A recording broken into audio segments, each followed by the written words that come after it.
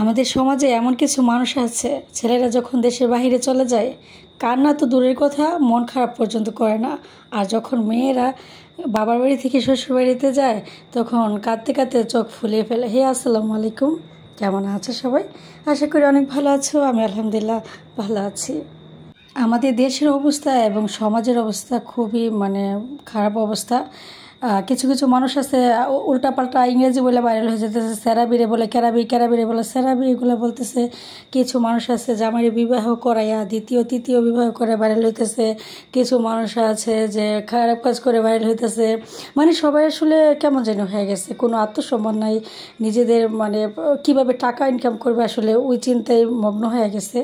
আত্মসম্মান বলতে আসলে কিছু নাই আমাদের সমাজে। আমি যদিও কখনো এগুলো নিয়ে আলোচনা করতে চাই না, বলতেও চাই না, কিন্তু আজকে আমি কেন জানি কথাগুলো বারবার আমার উঠতেছে পড়তেছে যে কেমন জানি লাগতেছিল।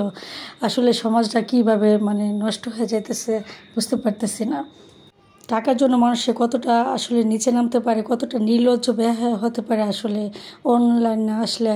বা আমি যদি ইউটিউবে বা পেজে কাজ না করতাম আমি কখনো এগুলো জানতে পারতাম না যে মানুষ আসলে টাকার জন্য কি করে।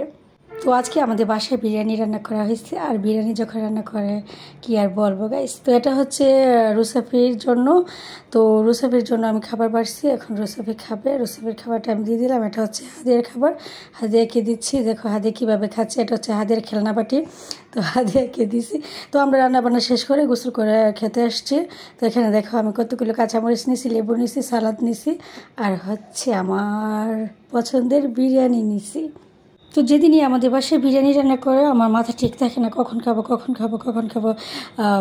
যখনই আমি রান্না করি তো 100 বারই খাই বা দেখি, কিন্তু যখন অন্য বোনেরা রান্না করে বা আম্মু রান্না করে তখন হচ্ছে বারবার এসে জিজ্ঞেস করে হয়েছে কি না কতটুকু হয়েছে, খাওয়ার জন্য একদম পাগল হয়ে যায়। আমার মতো তোমরা কারা কারা কমেন্ট করে জানে। আর আমি যতটুকু জানি আমাদের বাংলাদেশের বেশিরভাগ মানুষই বিরিয়ানি লাভার, ওরা বিরিয়ানি অনেক বেশি পছন্দ করে।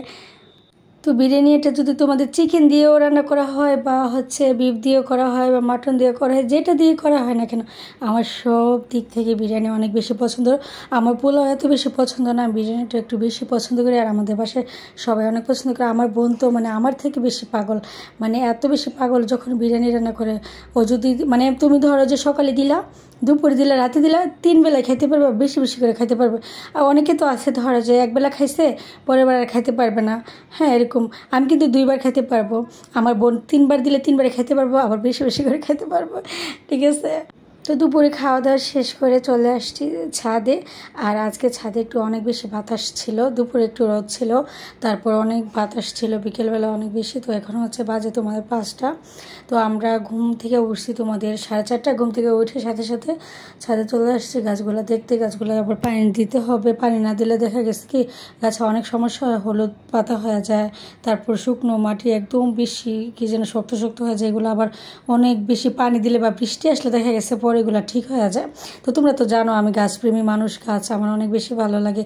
ঘুম থেকে জানালা যখন খুলি তখনও গাছ দেখি, ছাদে গেলে গাছ দেখি, ঘুমানোর আগে দেখি। আমার গাছ দেখতে অনেক বেশি ভালো লাগে। আর সবুজ আমার অনেক বেশি পছন্দের। সবুজ দেখলে চোখের জুতি পারে, আর সবুজ আসলে অনেক বেশি সুন্দর। তো কেমন লাগলো ভিডিওটা কমেন্ট করে জানাই। আল্লাহ হাফেজ।